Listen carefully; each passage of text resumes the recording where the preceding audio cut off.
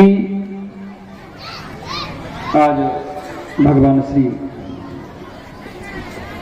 राम के साथ माता सीता का विवाह हुआ और भगवान महाराज भरत जी के साथ मंडवी का विवाह हुआ। माता उर्मिला का विवाह लक्ष्मण जी के साथ हुआ और माता सत्यकीर्ति का विवाह शत्रुघ्न के साथ हुआ। इस प्रकार चारों पुत्रियों का कन्यादान महाराज दशरथ, ये महाराज जनक दशरथ जी के चारों पुत्रों को कर दिए। समय निकला, समय के निकलते निकलते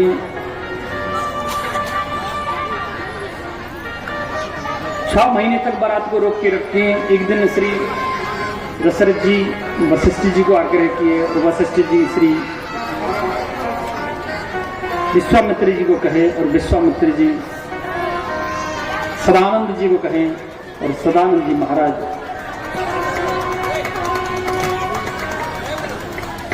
राजा जनक को प्रार्थना किए।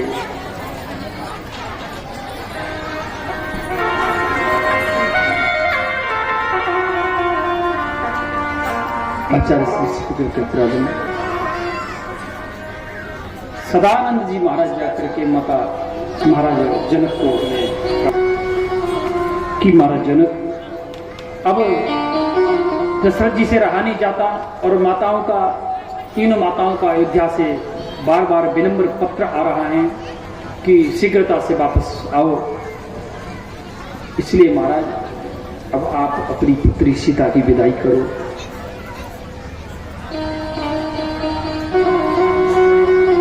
श्री सुखदेव जी कहते राजन कठोर हृदय होकर के महाराज जनक जो है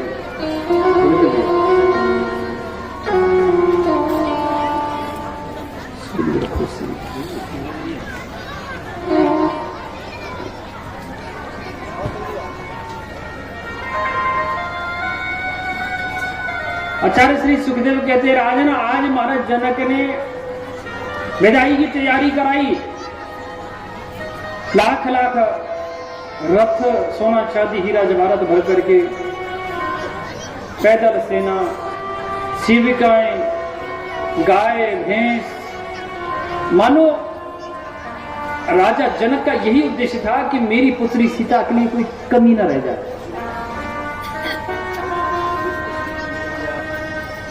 माता सुनैना माता सीता को गोदी में बैठाई और बैठाल करके कहीं पुत्री अब आप अपनी ससुराल जा रही हैं। पुत्री का वास्तविक घर उसकी ससुराल होती है,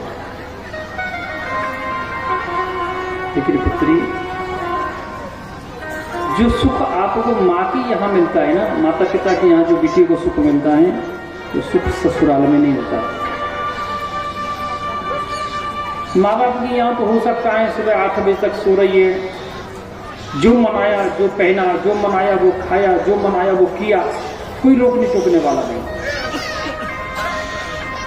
यहाँ अमर्यादित होकर के बगैर मर्यादा के आप निवास की, लेकिन वो ससुराल है, आपका अपना वास्तविक घर है, वहां मर्यादा में रहना पड़ेगा।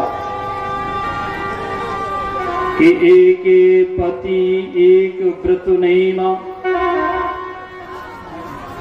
बोले पुत्री एक पत्नी के लिए पति ही उसका सर्वस्व होता है। पति के सोने के बाद सोना, पति के जागने से पहले जाग जाना। अगर कोई कष्ट हो तो सहन करना, और कुछ ज्यादा ही कष्ट आवे ना, कमरा बंद करके 2 आंसू बहा देना। लेकिन कभी भी अपने माता पिता को ये मत बताना कि मुझे ससुराल में ये कष्ट है। और जो बेटी ना पियर वालों के रिमोट से चलती है ना, पियर में जाके सुबह तो मैया को फोन, संजा को भौजाई को फोन, दोपहर में बाप को फोन, रात को भैया को फोन, उसका घर कभी बस नहीं सकता। मैं गारंटी देता हूं अगर उसका डाइवर्स ना हो जाए 2 साल के अंदर। वो घर कभी सुखी नहीं रह सकता।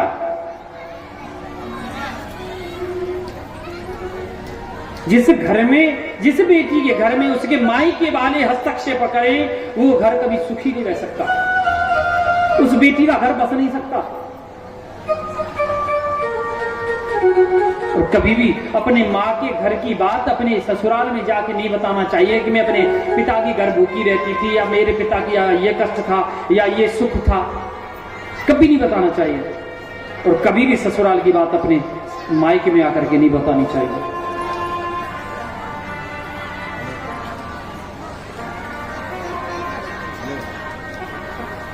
तो सुनहना समझाई, बोली पुत्री, पिता के घर से डोली उठ के जाती है, अर्थी तो ससुराल से उठती हुई अच्छी लगती है।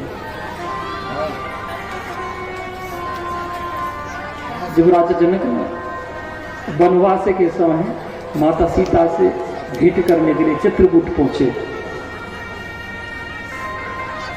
जब माता सीता को जनक जी पूछे, बोले पुत्री आप कैसी हैं? तो माता सीता कही, बोले पिताजी मैं बहुत खुश हूं। विदाई के समय राजा जनक कहे, जो चित्रकूट से मिलकर के जनकपुर वापस जा रहे हैं, तब माता सीता को हंसाने के लिए, शायद ये हंस जाए, राजा जनक कहे कि बोले पुत्री उस दिन तू मुझे छोड़ के गई थी और आज मैं तुझे छोड़ के जा रहा हूं, ये माता सीता सहन न कर सकी।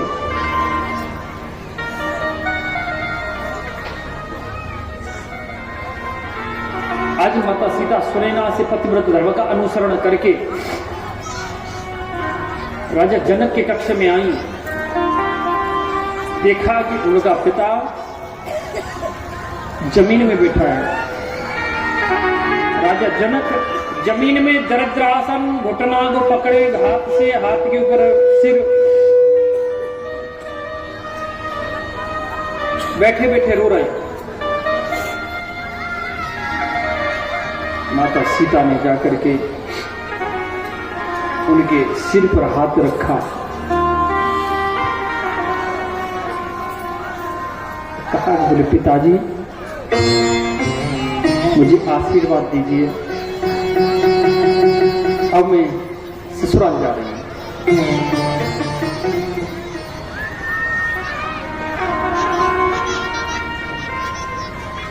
राजा जनक उठ करके ऐसे लिपटे गए मानो एक पुत्र अपनी माता के गले से लग करके रोने लगे, क्योंकि बेटी होती है ऐसी चीज है। हमें तो गर्व होना चाहिए कि हम बेटी के पिता हैं।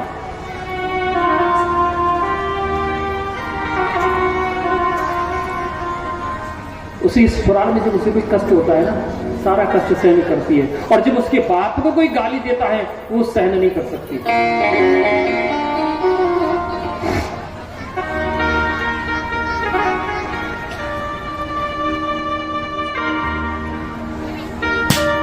आपने देखा होगा जब बेटी को पता चलता है कि उसका पिता मर गया और दरवाजे पे जब जाती है पिता के दरवाजे पर, और दरवाजे के बाहर पछाड़ खाती गिरती है। इसीलिए गिरती है कि आज से मेरे मायका खत्म हो गया। क्योंकि जब तक पिता था, जब तक मैं इस घर की राजा थी, अब पिता नहीं रहा, अब माँ है। माँ भैया और भाभी के बीच में रहेगी। भैया जो कहेगा वही ना करेगी। स्वतंत्र नहीं है माँ। पिता स्वतंत्र था, पिता जब स्वतंत्र था तो मैं भी स्वतंत्र थी।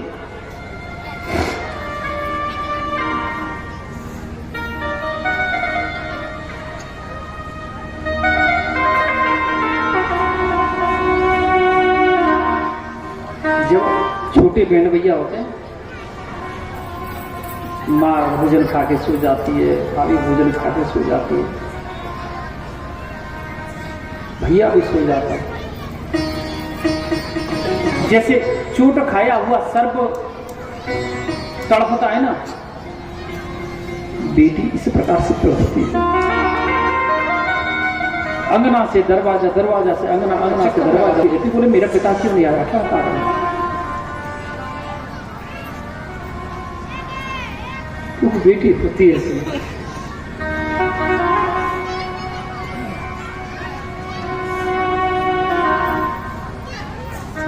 एक व्यक्ति ने अपनी पुत्री का विवाह कर दिया, गरीब आदमी था।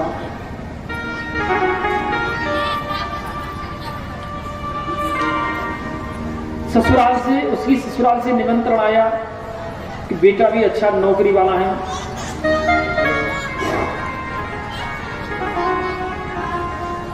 बेटा बच्चा नौकरी वाला मिला, छोटा परिवार मिला। एक दिन लड़की के पिता को, लड़का के पिता ने भोजन पे बुलाया, न चाहते हुए गया। जाने पर लड़का वालों ने बड़ा स्वागत किया, दरवाजे में स्वागत हुआ तो प्रसन्न हो गया कि देखो मेरी बेटी के ससुराल कितनी अच्छी है, मेरा कितना स्वागत है। अभी विवाह हुआ नहीं है, उसको डायबिटीज है, उसको चीनी की चाय हाथ लगाने से मना हुआ था, आप मीठी वस्तु मत खाना। लेकिन बेटी की नई नई ससुराल में शादी भी हुआ नहीं है, पहली बार मैं आया हूँ, कैसे मैं इनको कहूँ कि मुझे शुगर है, मैं नहीं पीऊंगा ये। बेचारा न चाहते हुए उसी चाय को उठाया, जैसी मुंह लगाया अचंभित हो गया, ये तो मेरी जैसी चाय है, जैसे फीकी चाय, इसका मतलब ये लोग भी फीकी पीते हैं। लड़की के पिता की सरलता, और जिसको बेटी होगी ना वही सरल होगा, जिसको बेटी हो।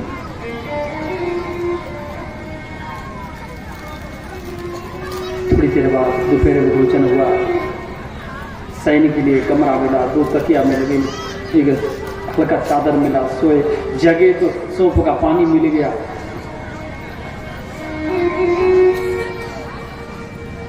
जब दोपहर में भोजन खाए तो भोजन भी अपने घर जैसा, बोले मानो मेरी बेटी ने बनाया हो।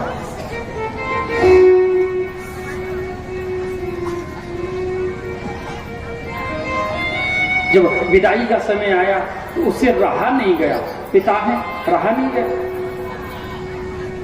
पूछ लिया अपने समझी को, ये समझी जी एक बात पूछे आपको, पूरा तो नहीं मानोगे? बोले पूछिए पूछिए क्या बात है? बोले आपको कैसे पता है कि मुझे क्या पसंद है क्या ना पसंद है, कि मैं फीकी चाय पीता हूँ, मैं ऐसा भोजन करता हूँ, मैं उठने के बाद सौंफ का पानी पीता हूँ, आपको कैसे पता है? इतने में लड़का की माता पर्दा के पीछे से बोलने लगे,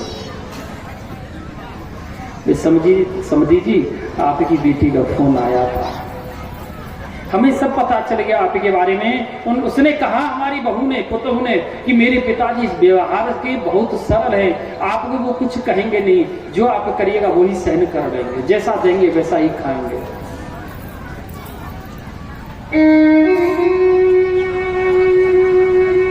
मेरे पिताजी व्यवहार के बहुत सरल है।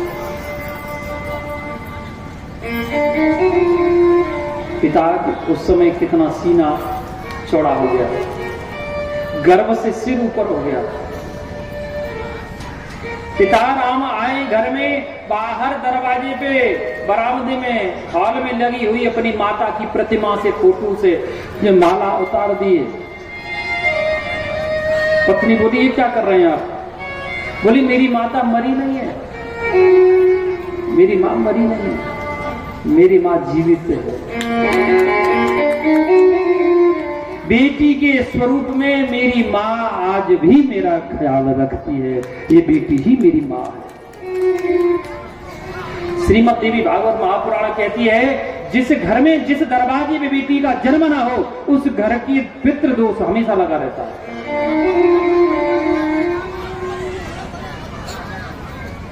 उस पिता की मुक्ति नहीं है जिस घर में पुत्री का जन्म ना हो।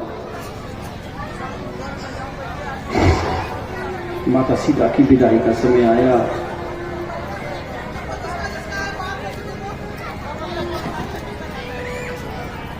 चारों बेटियां पालकी में विराजमान हुई।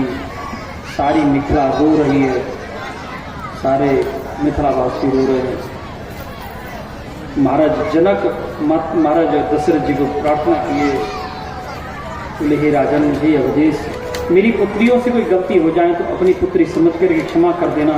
राजा दशरथ जी महाराज घुटनों से बैठ गए, बोले जनक, हे मिथिलेश, मैं आपके घर से अपनी बेटी लेके जा रहा हूँ, बहू लेके नहीं जा रहा हूँ। और जहाँ ये शब्द हो जाएगा कि मैं अपने घर बेटी लेके जा रहा हूँ, उस घर में कोई भी बहू जो है आग लगा के नहीं मरेगी, न फांसी लगा के मरेगी। जिस घर में हर बाप ये कहेगा मैं पुत्र नहीं, मैं बेटी लेके जा रहा हूँ, जहाँ ये अपनापन आ जाएगा ना, उस घर में किसी बेटी की हत्या नहीं हो सकती, कभी कोई दहेज प्रथा नहीं लगेगी। आज चारों पुत्रियों को विदाई महाराज